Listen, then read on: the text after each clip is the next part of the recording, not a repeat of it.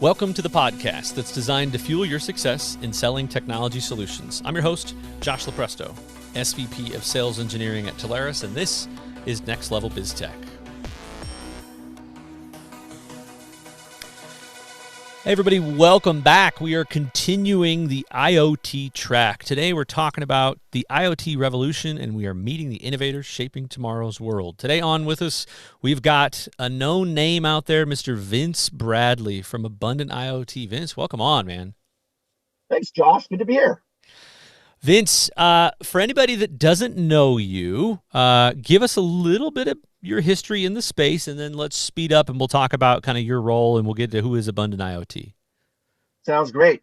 Well, Abundant was formed with the vision for IoT in the channel, but with integrating energy services. So, it's abundance is an energy word, I would say.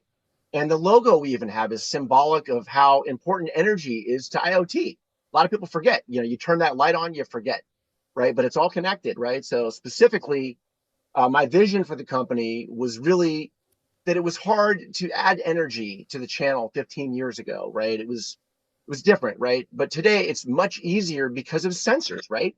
Taking that telecom cloud and connecting it to energy with sensors, right? So it makes a lot of sense to do it that way. So let's pause there, I guess, huh? Yeah, and help everybody understand your background a little bit, right? You are not new to this space. You are an OG in the space. So for anybody that doesn't know, what was it before Abundant IoT? Walk us back through that. How much history you've got in this space? Yeah, so when it comes to connectivity, telecom, cloud, definitely had a nice run with that with WTG, World Telecom Group. We were one of the top few master agents back when that term was used. Now, of course, TSD, TSB. And so we were very successful exiting, selling to a unicorn.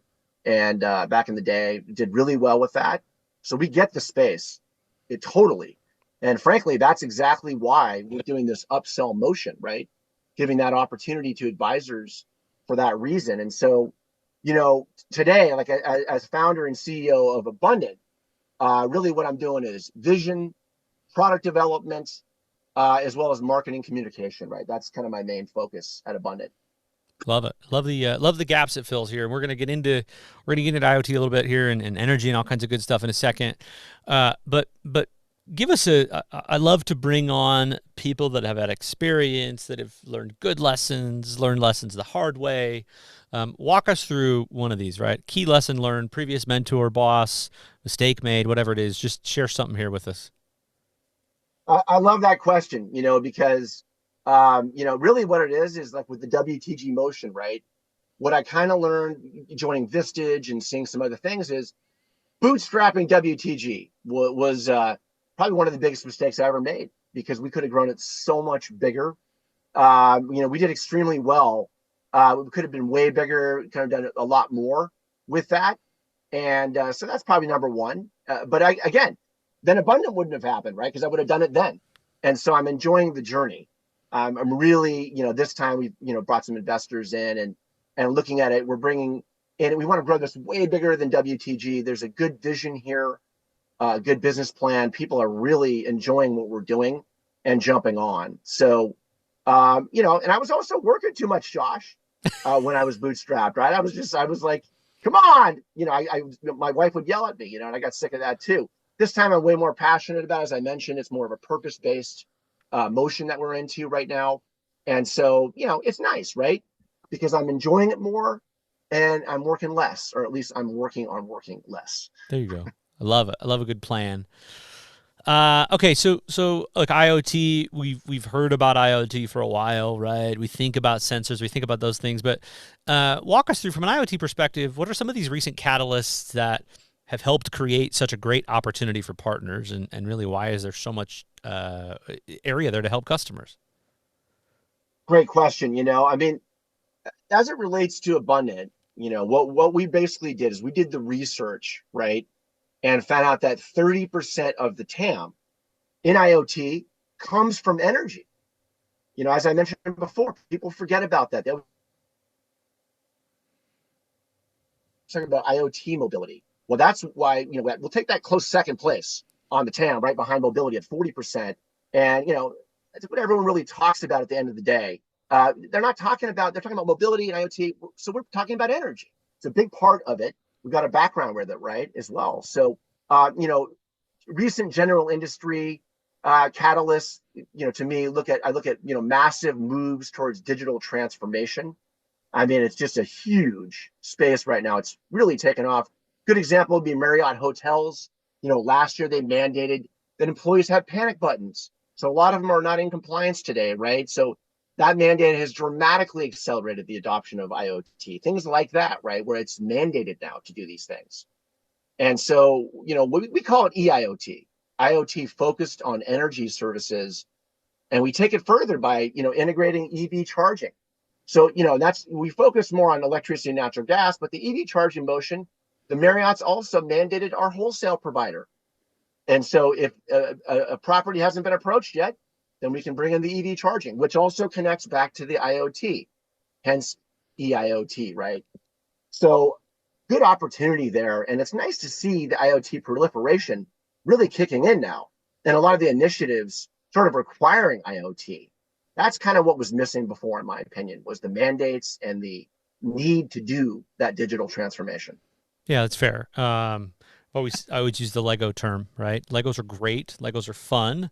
But Lego did well when they came out and said, we're going to have this, rather than this bucket, which is what I grew up with, we're going to come out with this kit, this Star Wars kit, this unicorn, this mermaid, this Disney thing. And they catered to everybody go, yeah, I could see what that product is, right? I could build that product. I think this is very similar to your point. And now there's so many of these use cases. There's so many mandates. And maybe let's just talk about that one for a second. This is hard for businesses. All this stuff is hard for businesses. I can't even imagine being on the business side and having to figure all of this out. So talk to me about some insights, common challenges the businesses are facing if they go and try and implement some of these, right? Their expectation versus how it really goes kind of slide. Yeah, great question. And, customers need a lot of help with IoT because it's a technical motion, right? And it doesn't have a defined path. That's a big problem with it. We view IoT as being an extension off of the foundation of connectivity, right? That foundation's there, telecom, cloud, services that technology advisors have today, right? And so, really, all the advisors need to do is ask their customer base, what pain points do you have in these buildings? What is it that's causing a problem for you today? One of my favorites, our technical solution architect, Tim Wu, he says, if the devices could talk, what would they say? I love that one. It also really creates for an interesting conversation, right? You're on a dry, boring call talking about all this technology, and then all of a sudden you ask that question and it just takes off. I think some of the biggest insights to common challenges businesses are facing when they're implementing IoT, though. So there's a general mismatch in the expectations, right? It's there. We've seen it, you've seen it. So to get right to the bottom of your question, that motion of implementing the IoT, it's a journey. It's not a destination. And that's number one. That's probably the biggest problem we see. People think, I need to do this. I need to fix it now. Well, get ready and, buckle up. It's going to take a while. There's several phases, and understanding where the customer is on that journey is so important. If they don't know where they are, they can't level up, right? So I think one of the biggest blockers to IoT as well is not having identified the issues themselves, right? We need to do IoT. We're not sure where to start. These are the kinds of things that make it hard, right? It's important to an organization, but in addition, a lot of companies are really implementing Band-Aid solutions, right? Yeah. We're just going to do this for now, right? Well, that's not really the IoT journey. That's not going to get them where they need to go. And I think another big issue is the mini technologies. Really, there's a massive scope creep, right, in IoT. It's huge, right? I want to do this right now. They end up going there, right? So the projects often get too big. The budget was not thought through for the long term. It's a big mismatch in terms of what customers are really looking at, what they expect when they start on the journey, and the reality of what happens, right? Don't believe the hype, right? Yeah. Yeah. So we got to help them. We definitely help them uncover that. I think that's what we always talk about is there just tends to be so much more once we get in and uncover, right? To your point, It might be IoT. It might be streaming data that comes in now from so many sensors. It might need to go to a data warehouse that needs security, blah, blah, blah. The opportunities just run wild. Yeah, I think really enterprise customers, they have to have a project manager for efficient IoT projects, right? That's another kind of a blocker as well. So. Fair, fair. Okay, so let's talk. You alluded to some of these here a question or two ago, but talk to me about the misconceptions or the understanding of the products that are under the IoT umbrella. Is you've alluded it's more than sensors, yes? Oh yeah, it's so much more than sensors. I mean, it's kind of a good way to look at it is, you look at the efficient IoT implementation, right? They have got to really identify, they really have to identify if they want a short-term strategy to solve the problem, like, okay, we need to fix these issues right now, or if we're looking for the long-term, what I call the whole enchilada in IoT, and that strategy for a better result, right? Obtaining this information, if they can't get this information up front, it's going to minimize. Getting the information up front minimizes the customer frustration. They really come in with a better perspective. We come in with a checklist of items, and it really kind of bridges the gap between the expectations and the reality. So I think that's really the crux of it, is helping the customer understand, not getting sucked into those pain points and those pitfalls, right? It's planning. It's all project management. If they can answer the questions that we have, we come back to them, we say, okay, here's the scope of what we want to do. There's a lot of work to be done up front to really get it right. That's kind of the way I would summarize it. All right, so you were mentioning ESG earlier. Talk to us about, first of all, what ESG is and how do you help there? Explain what that is. Well, I want to finish. There was one thing I wanted to tell you, if Go ahead. that's okay. And then I love ESG. I want to jump in on it. But I missed kind of the misconceptions, right? I want to just give you a little more on that. Yeah, go for it. So, you talked about it. Is it just sensors, right? And it is more than sensors. I have so much to say, as you can tell, right? We do a lot, and I can't get it all in, right? But a massive misconception, I think, that one of the biggest ones is just that is just sensors, right? And I think the realization that so much of the IoT ecosystem includes other things, right? Like I talked about energy. Well, let me just focus on that for a minute. There's so many things. And it didn't used to all have sensors, right? LED, HVAC, water, harmonics, solar, EV. All of these things have sensors now, right? They didn't in the past. But the customer's ability to get a better result for their organization comes from the realization of what IoT is, right? That's a blocker. So knowing how to take these other services out there and bring them in, right? Like how we, as an example, we unpack billions in incentives from the government, right? To massively defray costs in IoT. I guess what I'm saying to you is that we could use energy efficiency revenue, like the Inflation Reduction Act, all this kind of stuff, and the incentives to help fund the IoT projects. So I guess the best misconception is it's just sensors, right? That is the biggest misconception. It's way more than just the sensors themselves, right? It's what they're connected to. So I wanted to get a little bit more on that. But it makes sense. Makes sense. So take that into consideration as anybody goes and listens to the next part now. Now talk to us about what is ESG and how does that play in, right? Because what you're talking about, savings from one product to go pay for another, is vastly different. Yeah, well, ESG, right? I mean, it's the most understood, most misconceived term ever out there. ESG stands for environmental, social, and governance. We focus on the E in ESG. It's a really big deal to enterprise customers. And the reason I say that, Josh, is because investors are using ESG ratings to decide who to invest in. So if a company has already started doing stuff to help them with the sustainability of renewable energy, they're going to get more investment than a company that hasn't done anything about it because of what's going on, right? So that's a big factor. In the enterprise, it's really well known, but it's not really that well known in SMB. So we help the customers in two different motions. The first motion that we use is just most of the products and services, the ones I mentioned before, right? Those help ESG ratings just by virtue of putting them in. So that's one motion, right? Just by working with Abundant, we're helping raise ESG scores automatically. So we help the enterprise. Another way, and again, unpacking those billions in incentives as well, right? We can help them with that too. So we unpack that stuff for them as well, right? Which helps them to defray costs and helps them to fund these projects, right? It helps them to bring in sustainable and renewable technology. The second motion we have is actually our consulting arm. And we have an ecosystem of consultants, ESG, global, domestic, different focus areas, all that stuff. And they actually help with the consulting services. And this is compensable to the channel, by the way. Everything we do is compensable. And so as part of our ESG as a service product, we're on the journey ourselves, by the way, Josh. We hired a consultant. We eat our own dog food, right? We got a materiality matrix. We got a ESG position, right? And a mission statement. All of those things, we did them all. Why? So we could understand it, so we can help customers to understand it better and bring it in, right? We also use the technology to sell the service, right? We use that ESG technology to help sell the service as well. And, we know what's important to customers because we're on that journey as well. So we can help them, right? We can dive in and we're on it ourselves. And so, again, that's kind of a high level on it.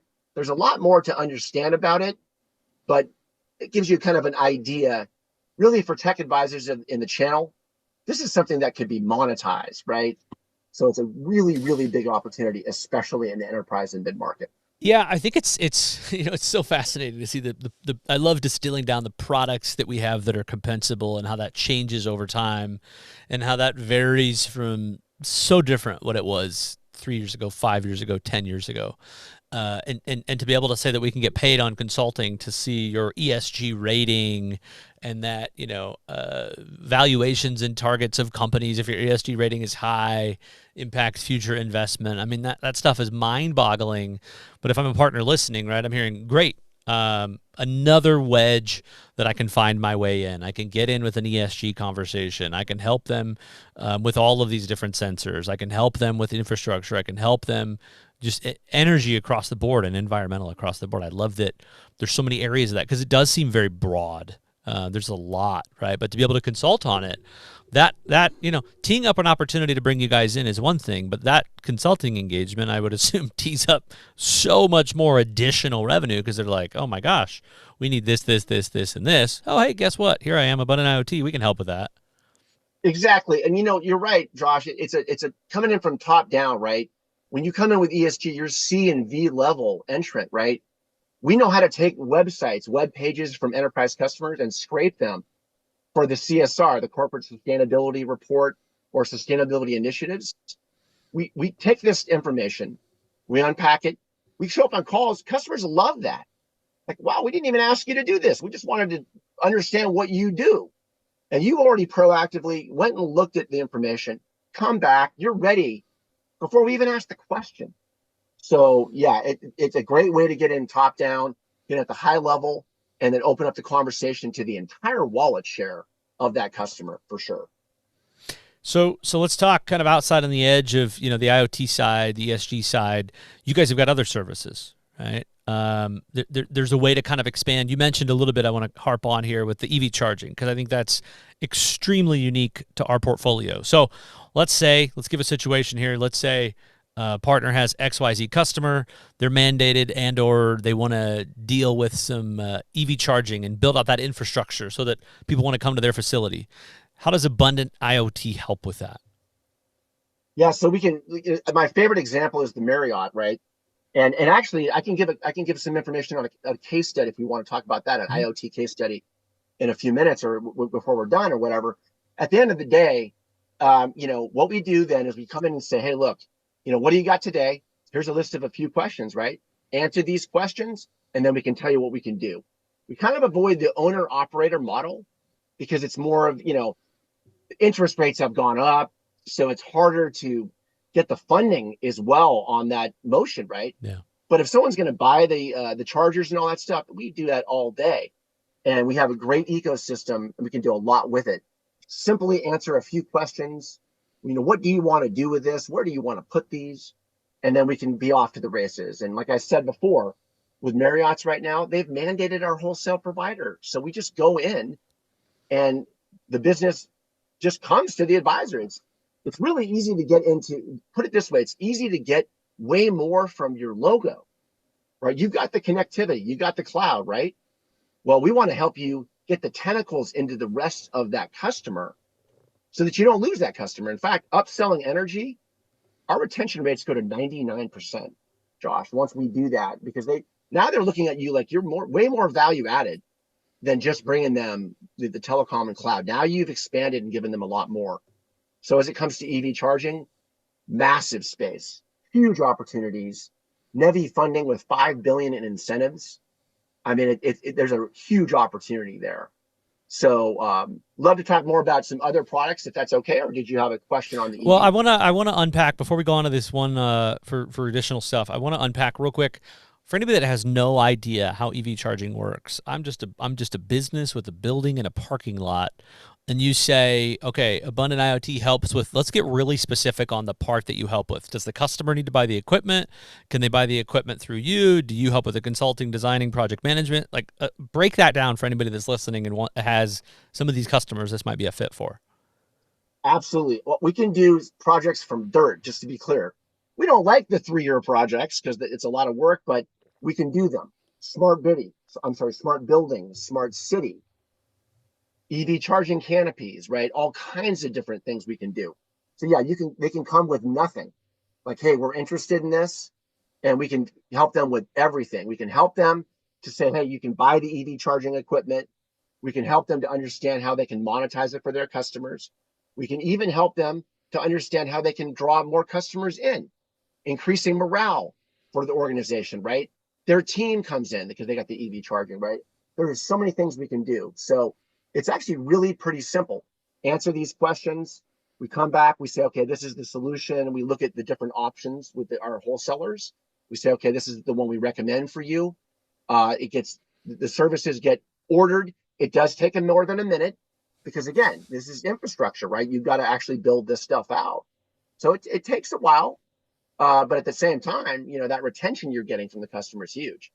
So yeah, all of that is possible, including the consulting aspect of it. Yeah, beautiful. But at the end of the day, I mean, if partners know, okay, this sounds broad, there's a lot of different areas, you can sell it, you can consult on it, you can get paid on it. At the end of the day, that's the box we check. So great. If we have more, we want to talk more, bring those in. And I know they're unique situations, and we're getting into substation power mapping and all kinds of wild stuff. But it's just great. It's another area that partners can help, and I love it.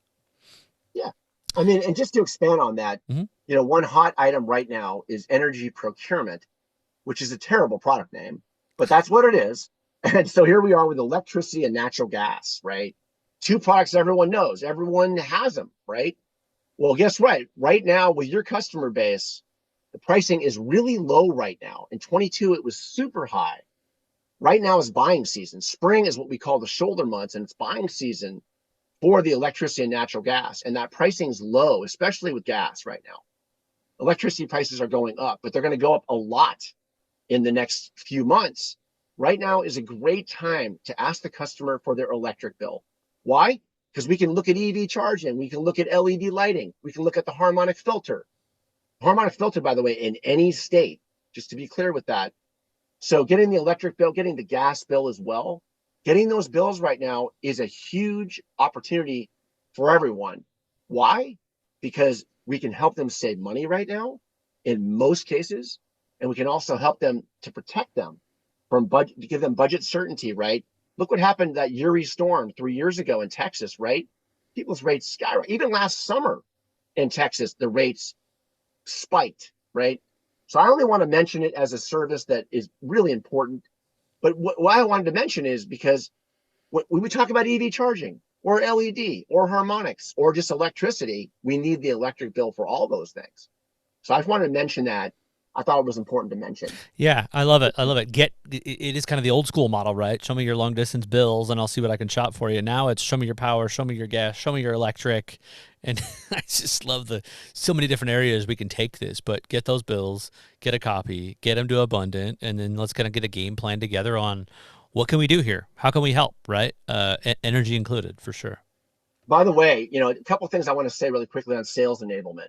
First of all, our PRM, right? Exemplify. It's, Microsoft, Nextiva, a bunch of them use it. It's encrypted data. We can't have no access to it, but you can put your logo in there and co-brand and send out a campaign for any of the services that we have. We can spin that up for you in literally just a couple hours. So there's a great go-to-market motion on all of this that exists right now at abundantiot.com. And by the way, when you're there, stop by and say hi to Abby. Abby is our bot. And with what we do, you got to have a bot. And Yeah. it's funny because we're like, she doesn't know an answer to this or that question. And we're like, hey, you know what? She's learning. And there's a lot to learn at Abundant, right? We've already talked about a lot of things. And one of my favorites, actually, this is probably the hottest new product that I have found. I just want to mention it, is IT Services Auction. With this product, we can actually save customers, enterprise customers, 44% off of their IT spend. It's pretty mind-boggling, actually. And it truly can help companies to improve their EBITDA, even avoid layoffs. And one advisor recently made $750,000 commission just from a few hours of work, and the process only takes a few weeks.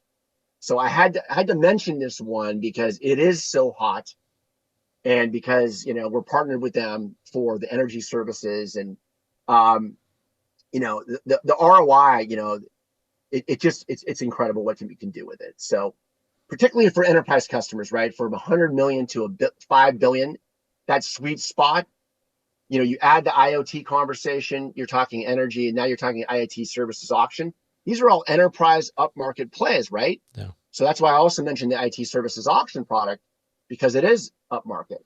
And it's so dynamic because when we can come in and help them in all these different ways and help them defray costs at the same time, in the short term, continuing to drive efficiency within their network on the journey, as well as solving problems in the organization.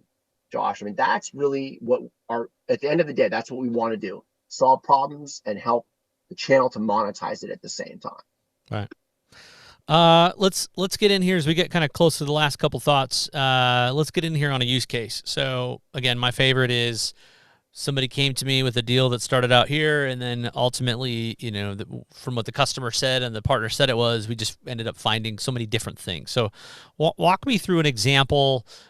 Get specific on a deal. What did you come in? What was the pain point? And ultimately, how did we end up solving it? Any specifics on that type of solution? Yeah, I love the case studies. And so I think I'll probably go back to the Marriott example just because it's so relevant. And also there's a good IoT element to it as well. So, with that, I think a good one to talk about would be, looking at what they did with those hotels, right? So let's take an example: 4 hotels. And the problem really with the hotels is looking at, what do we do with all this, right? First of all, we want to look at, the whole conversation with IoT and how we can, they started the journey kind of not sure what they wanted to do, but they did have a few, a couple pain points, right? So we kind of brought that to the table and said, okay, what can we do for you on these pain points, right?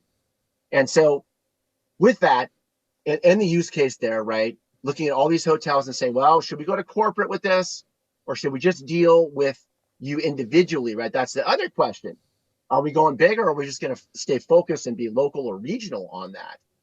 So, this example right here was a good one, right? A client for hospitality management company, right? It's a company that is obviously managing these Marriotts, right? So a leading brand, right? California Hotels is what we're talking about here. And so some of the key facts, right? The brand's committed to equipping the hotel, right, the employees with this wearable safety panic button, right? And we've heard a lot about panic buttons. I think we all have an IoT. They're extremely hot right now. So this is basically for safety, right? The alert panic button. Yeah.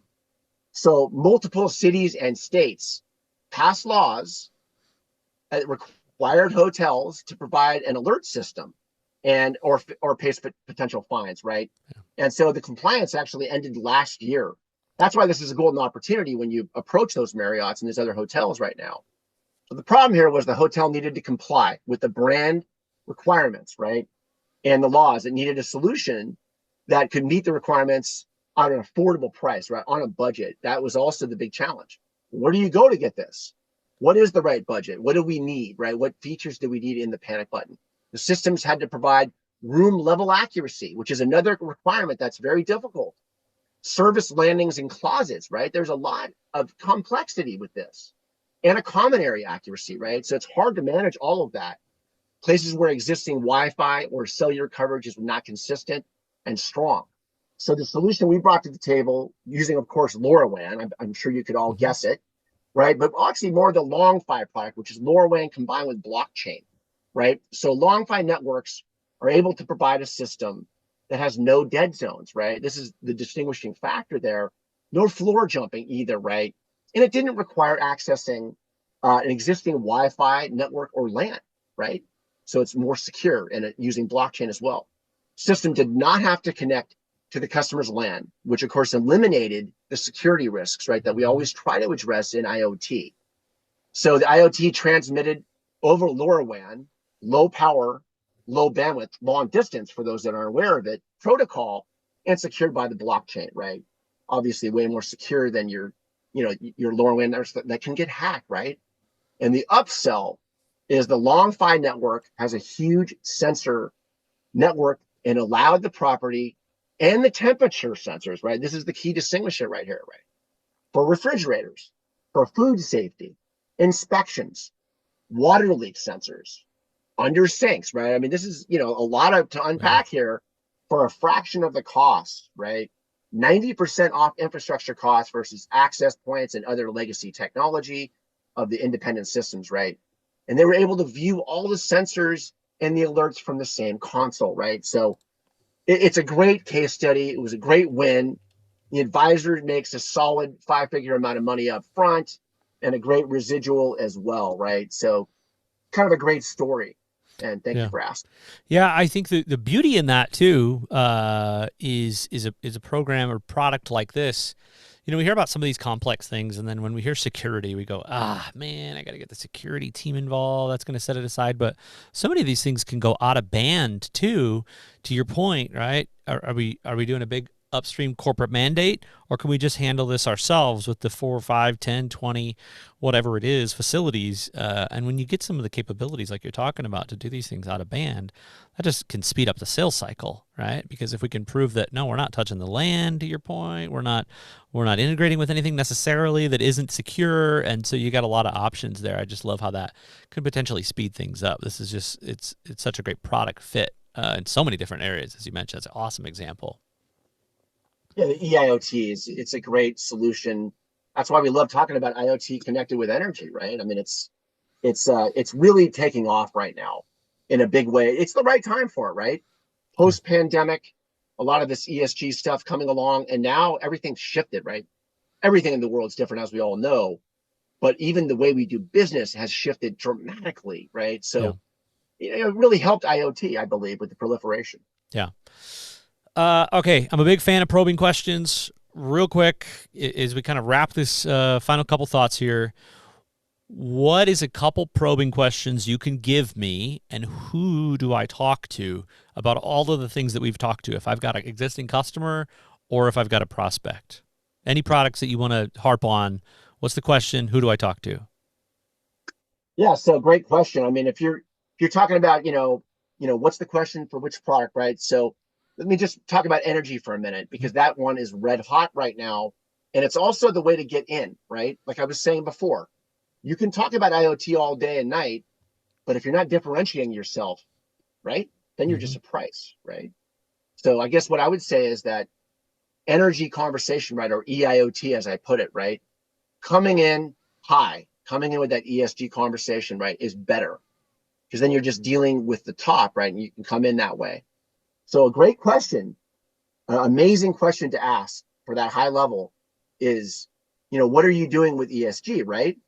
Now, I will say right now, it's interesting. Depends on where you are in the country. This is a political topic. Let's be honest about it, right? Let's put it out there.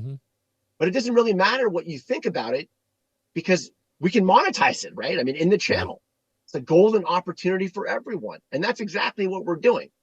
So, again, another way to ask that question would be, hey, what are you doing about corporate sustainability, right? So you don't have to say ESG, right? If you want to go right to it, you can say ESG. It just depends. What I recommend is go to the website before you ask any questions. So Josh, I'm giving you question 0, which is go do the research first, look at the customer, kind of what they're doing, right? And then formulate the questions from that. So hopefully that's an A- answer. I don't know. But what I will say about it is starting with that question is good, right? Here's another great one, right? Let's just talk straight IoT for a minute here. What is your IoT solution, or what is your IoT strategy? Now, this may seem simple and kind of like too vague, but you know what? It works. Especially, what is your IoT strategy? Like, they want to talk about it, and you want to listen, and you want to take notes and help them out with that, right? So we love those 2 questions. If it's an energy focus, or we want to talk about the energy after looking at the website, we might start with this energy focused question. If not, and we know that it's more of an IoT conversation, we start over here. We read the room is what we essentially do. And so those are 2 of our top questions, I would say. And I would also just add, by expanding this a little bit if I can, by giving you what advisors say, right? So let me just give you that real quickly. Our most successful technology advisors have simply told their customers, right, about this. They've said, we've added energy services to the mix. Why? Because it's the other big utility, right? Think about it. And customers get that. Oh, you can help me with the other big utility. That makes sense. And there's massive incentives to do so, right? There's no question. There's billions of dollars in incentives. And we've also seen that the customers who are not sure about their IoT journey, right, as it relates to these questions, or they needed more time for budget, right, allocation. So we can go around the metaphoric back door and say, hey, look, let's talk about the energy conversation because we can help fund the IoT, right? So there's a couple of questions, and again, that's more of a straight IoT. Explain the transformation, talk about the digital transformation. Another great question: what's your digital transformation strategy? Oh yeah, we love That's that. the third, right? So it's kind of like you get a few different questions depending on when you read the room. Have they added IoT to help customers become more efficient and expand from their existing telecom infrastructure, right? This is also a huge retention tool as well, adding IoT to the connectivity, right? Great opportunity, great upsell motion for the channel. I started talking about IoT, this trend, almost 10 years ago.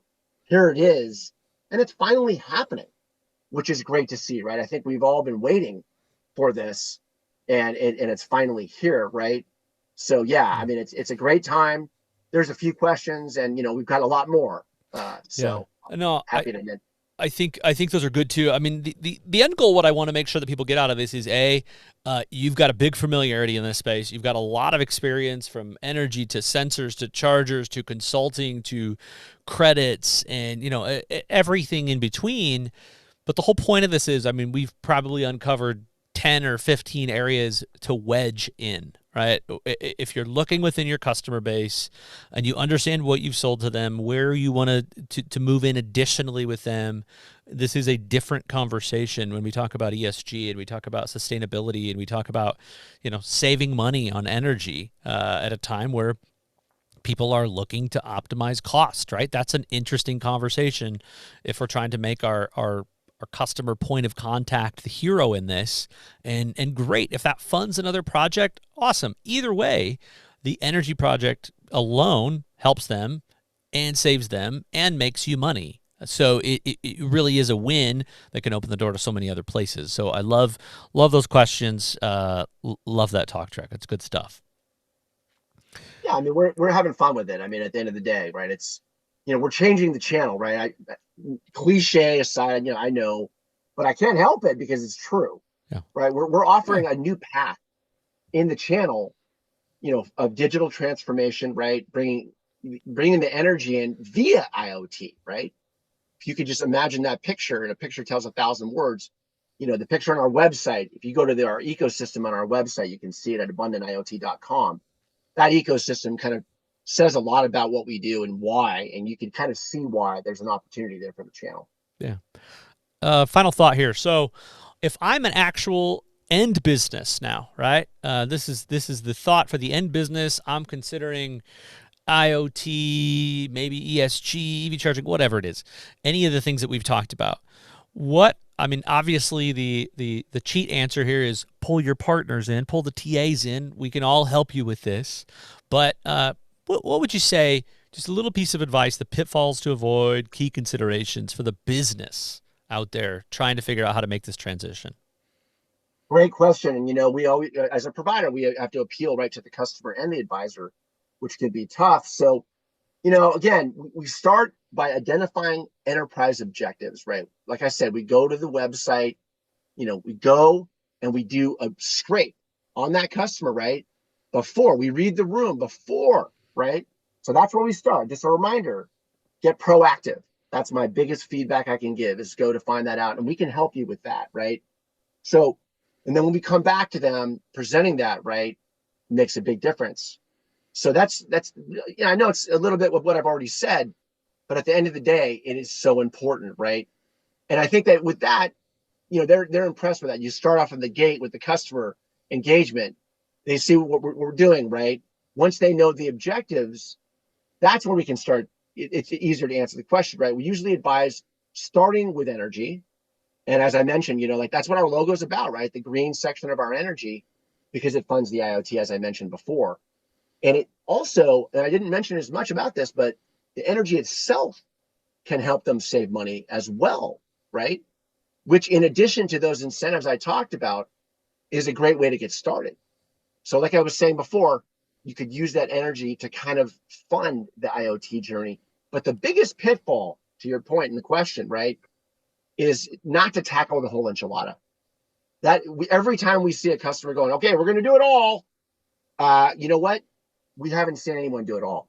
It's competing budgets, projects, scope creep, pullback, confusion, not having ample resources, right? Human resources for project management. These are all things. This is the biggest pitfall we've seen. And so it's nice and it's ambitious, but we try to get it down to bite-sized chunks. Go using the metaphor, right? Like I said before, go through the back door, right?